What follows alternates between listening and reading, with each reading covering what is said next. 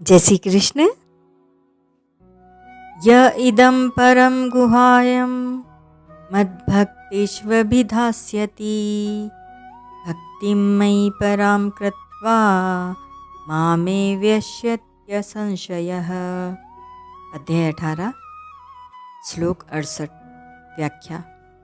भक्तिमयी पराम कृत्वा, जो मेरे में पराभक्ति करके इस गीता को कहता है, इसका तात्पर्य है कि जो रुपये, मान, बढ़ाई, भेंट, पूजा, आदर, सत्कार आदि किसी भी वस्तु के लिए नहीं कहता, प्रत्युत भगवान में भक्ति हो जाए, भगवत भावों का मनन हो जाए, इन भावों का प्रचार हो जाए, इनकी आवृत्ति हो जाए, सुनकर लोगों का दुख, जलन, संताप आदि दूर हो जाए, सबका कल्याण हो जाए, ऐसे उद्देश्य से कहता है। इस प्रकार भगवान की भक्ति का उद्देश्य रख कर कहना ही पराभक्ति करके कहना है। इसी अध्याय के 54वें श्लोक में कही गई और इस श्लोक में कही गई पराभक्ति में अंतर है।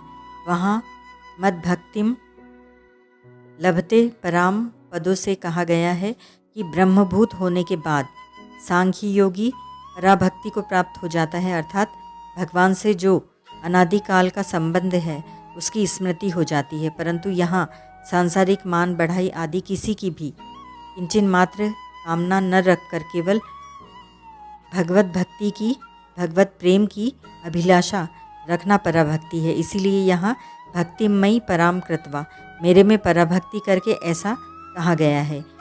यह इदम परम गुहायम, इन पदों से पूरी गीता का परम गुहाय संवाद लेना चाहिए, जो कि गीता ग्रंथ कहलाता है।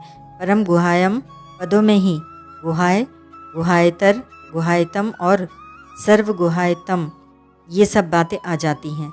मद्भक्तेष्व भिधास्यति, जिसकी भगवान और उनके वचनों में पूज्य बुद्धि है, आदर बुद्धि है, श्रद्धा विश्वास है और सुनना चाहता है, वह भक्त हो जा गया। ऐसे मेरे भक्तों में जो इस संवाद को कहेगा वह मेरे को प्राप्त होगा। पीछे के श्लोक में ना भक्ताय पद से एक वचन दिया गया है और यहाँ मद्भक्तेषु पद में बहुवचन दिया।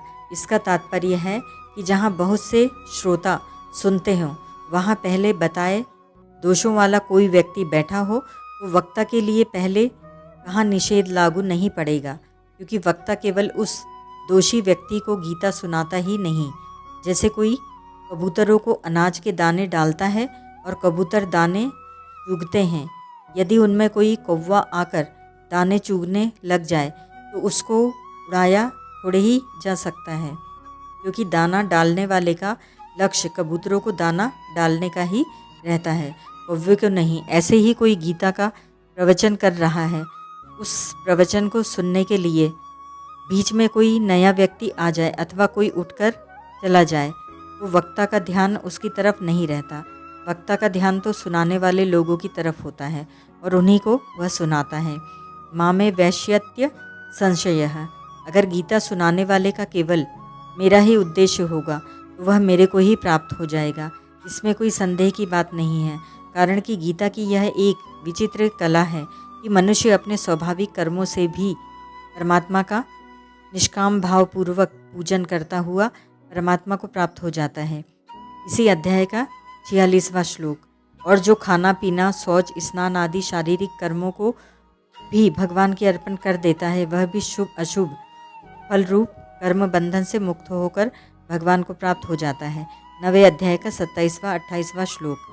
तो फिर जो केवल भगवान की भक्ति का लक्ष्य करके गीता का प्रचार करता है, वह भगवान को प्राप्त हो जाए, इसमें कहना ही क्या है। ओम तत्सत।